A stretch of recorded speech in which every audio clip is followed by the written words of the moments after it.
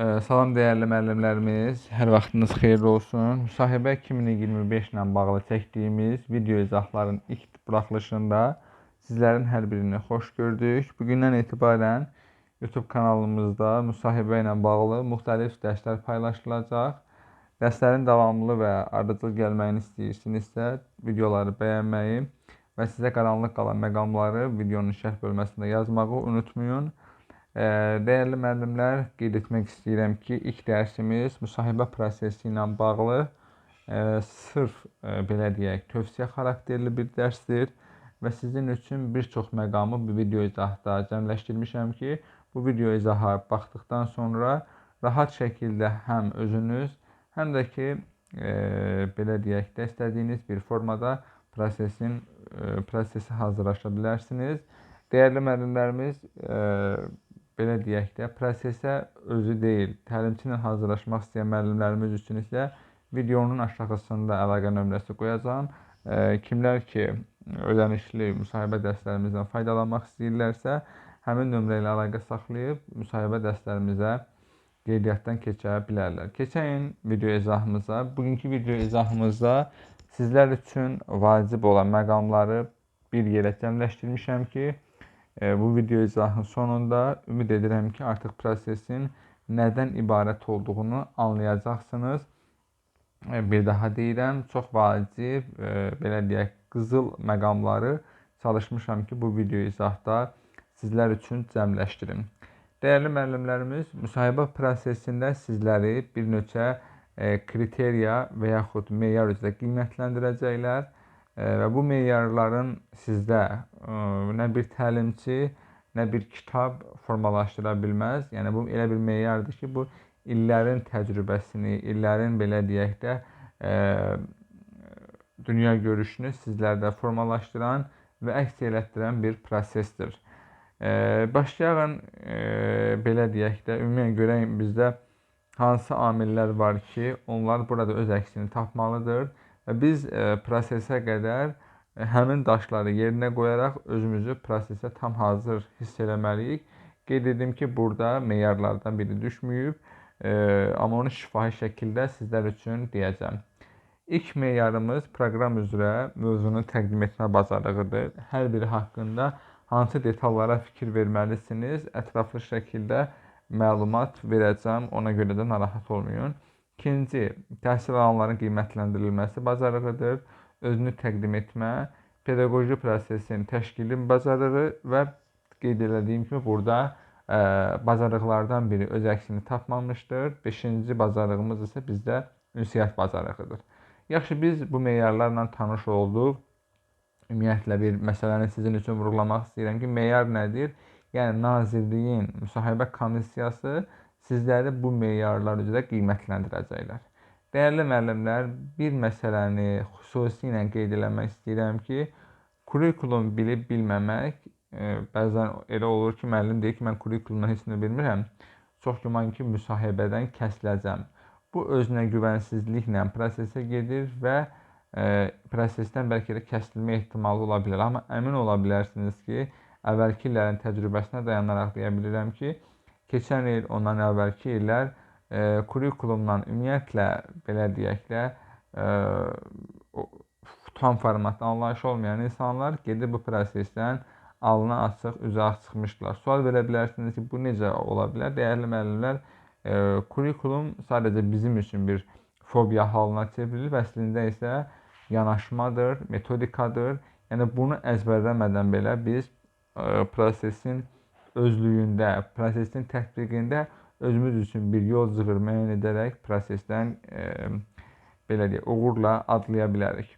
Qeyd etdiyim kimi, tövsiyə xarakterli bir dərsdir. Çalışın ki, belə deyək də, lazımi qeydlər götürəsiniz, nələrə fikir verməlisiniz, nələri özünüzdə büxtələşdirməlisiniz. Çalışacağam ki, bu video izahda bütün bu detalların hər birinə toxunum. İlk növbədə biz qeyd elədik ki, proqram üzrə mövzunu təqdim etmə bacarığıdır.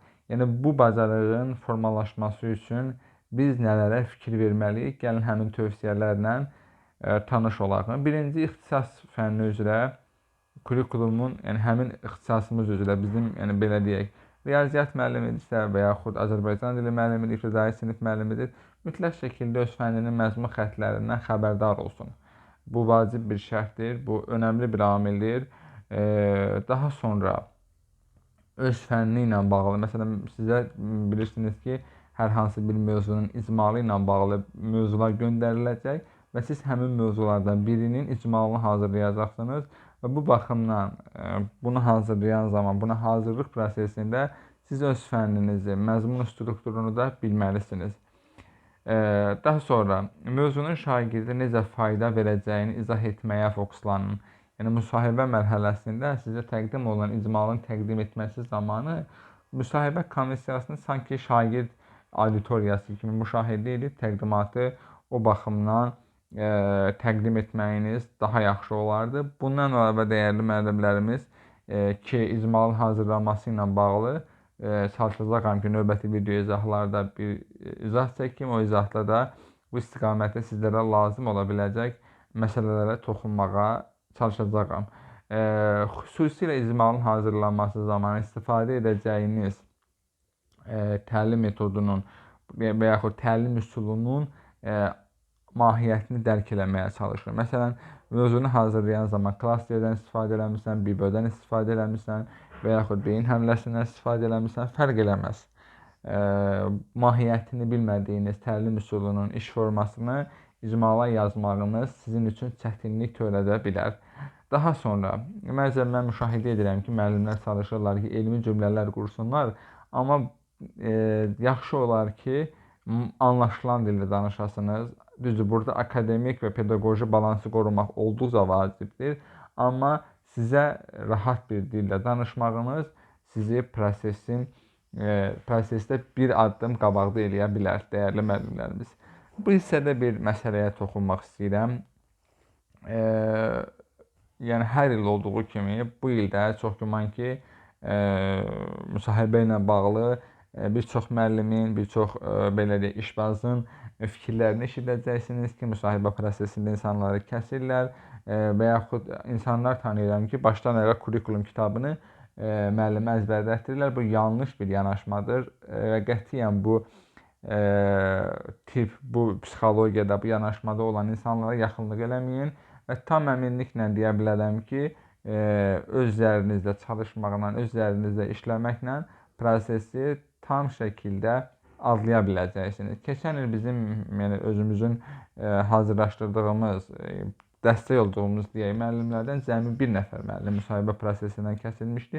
Bu müəllim daha sonra bizə müraciət edəndən sonra biz o ilə bir sınaq dərsi elədik. Görək müəllim təqdimatda necə eləyir və onun təqdim etməsi zamanı və təqdim etməyə hazırlıq prosesində müəllimin aurasından biz başa düşdük ki, müsahibə komissiyası həqiqətən haqlı şəkildə bu müəllimi prosesdən uzaqlaşdırıblar və yaxud müsahibədən kəsiblər. Yəni, nazirlik əməkdaşlarının, müsahibə komissiyasının sizinlə heç bir qəsd qərəzliyi yoxdur. Yəni, düşünməyin ki, məni filan şeyə görə kəsəcəklər, filan şeyə görə mən müsahibədən kənarda qalacam. Belə şeylərə, belə deyək, propaganda tipli fikirlərə getməyiniz olmamalıdır. Çünki hər il bu proses olur, hər il bu cür fikirlər ortaya atılır. Sizdə önəmli olan özünüz üçün doğru olan yolu müəyyən edib həmin yolla irəliləməyinizdir. Daha sonra ikinci meyarımız qiymətləndirmə bacarığıdır təhsil alanların. Dəyərli müəllimlərimiz mütləq şəkildə qiymətləndirmənin növləri ilə bağlı, diaqnostiki, formativi, summativi ilə bağlı mütləq şəkildə bilməli, vacib olduğunuz nüansları bilməlisiniz. Çünki qiymətləndirmə təlim prosesinin özəklərindən biridir. Yəni, müəllim məktəbdə işləyirsə, təlim prosesində iştirak edirsə, o mütləq şəkildə qiymətləndirmə konsepsiyasını gözü yumulu cavablandırmağı bacarmalıdır. Daha sonra qiymətləndirmə prosesində istifadə olunan prinsiplərin mahiyyətini, yəni hansı formada qiymətləndirirəm, qiymətləndirmədə mənim hansı meyarlarım şərtdir, bu amilləri də mütləq şəkildə nəzərdən keçirməyiniz vacibdir. Daha sonra rubriklər haqqında məlumatınız olmalıdır. Şagird portfolyosu, özünü qiymətləndirmə, rəy vermə, bu kimi amillərlə də tanış olmağınız lazımdır. Çünki müsahibə komissiyasından bu istiqamətdə suallar almağınız əlbəttə ki, gözləniləndir. Daha sonra gəlir özünü təqdim etmə bacarığı. Müəllimlərimizin ən çox qorxduğu, ən çox ehtiyat elədiyi tərəflərdən, belə deyək, istiqamətlərdən biri də özünü təqdim etmə bacarığıdır ki, bir çox müəllim bu istiqamətdə belə deyək də ya ifrata qaçırlar, ya da ki, lazımi informasiyanı komissiya üzvlərinə çatdırmaqda çətinlik çəkirlər ki, burada da bir neçə tövsiyəni sizlər üçün əks elətdirmişəm. Çalışın ki, təqdim etmə zamanı qısa, lakonik, dolğun bir təqdim etmə mətnini hazırlayasınız özünüz üçün. Burada təhsiliniz, təcrübələriniz və uğurlarınız və dəyərləriniz öz əksini tapmalıdır. Danışan zaman dəyərli müəllimlərimiz, çalışın ki, özünə inamlı, aydın, nəzakətli danışasınız. Bu çox vacib bir amildir. Çünki bir müəllimin ən böyük silahı onun nitqidir ki, bunu da unutmamağınız vacibdir. Ən azı 2-3 konkret pedaqoji uğurunuzu nümunə gətirəsiniz, layihələrdə iştirakınızı orada işıqlandırasınız, şagirdlərinizin nailiyyətlərini orada göstərməyiniz olduqca vacibdir. Daha sonra innovativ yanaşmalar, sizi digər müəllimlərdən fərqli edən aspektlərinizi də orada işıqlandırmağınız əlbəttə ki, gözəl olardı. Bu da özünü təqdim etmə bacarığı ilə bağlı sizlərə tövsiyələrimdir. Bunun həm prosesin özünü görmüş bir müəllim kimi, həm də bir belə deyək də təlimçiniz kimi qəbul eləməyiniz kifayətdir, dəyərli müəllimlərimiz. Davam edirik 4-cü bacarıq olan pedaqoji prosesin təşkili ilə bağlı. Dəyərli müəllimlərimiz, bu istiqamətdə də sizə suallar ünvanlayacaq. Bu baxımdan illik planlaşdırma ilə bağlı biliklərinizi möhkəmləndirin. Gündəlik planlaşdırma ilə bağlı biliklərinizi genişləndirin. Diferensial təlimlə bağlı biliklərinizi genişləndirin. Pedaqoji proses, yəni dərs prosesi ilə bağlı, dərs prosesinin sinif ortamı ilə bağlı suallar sizlərə ünvanlana bilər. Şagird yönümlü və məqsəd yönümlü tədris modelinin qurulması ilə bağlı hansı amillərə diqqət etməliyik, nələrə fikir verməliyik, yəni və yaxud alt standartlarla bağlı, təlim məqsədi ilə bağlı, qiymətləndirmə meyarı ilə bağlı suallar sizə məhz bu hissədə veriləcək ki, bunları da özünüz üçün puxtalaşdırməyiniz və bu istiqamətdə olan boşluqlarınızı proses boyunca düzəltməyiniz yaxşı olardı. Daha sonra dəyərli müəllimlərimiz, tədris prosesində qarşılaşa biləcəyiniz problemlər, buna situativ suallar deyirlər.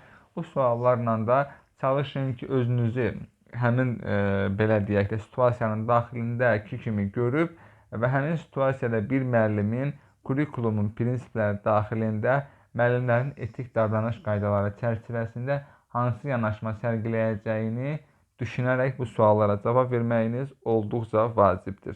5-ci ünsiyyət bacarıqları, dəyərli müəllimlərimiz, bu ümumi bir meyardır. Ümumiyyətlə, mən bayaq qeyd elədim ki, müsahibə zamanı çalışın ki, öz müsahiblərinizlə göz təması qurasınız, sakit, aydın danışasınız, emosional sabitliyinizi qoruyasınız və qarşınızdakilərə qarşı belə bir təəssürat oyadarsınız ki, mən qarşımdakini hörmət edirəm, mən əməkdaşlığa açığam, mən empatiya qurmağı bacarıram və burada ünsiyyət bacarığında digər bir amil olaraq valideynlərlə, şagirdlərlə, məktəb rəhbərliyi ilə, metodistlə ünsiyyət bacarığını da dolayı yollarla yoxlanılması üçün sizə situasiya tipli suallar verilə bilər. Dəyərli müəllimlərimiz, ilk dərsimiz belə deyək də, mən yenə deyirəm, tövsiyə xarakterlidir, yəni nələrə diqqət yetirməliyəm, nələrə baxmalıyam, nələri özüm üçün qeyd eləməliyəm.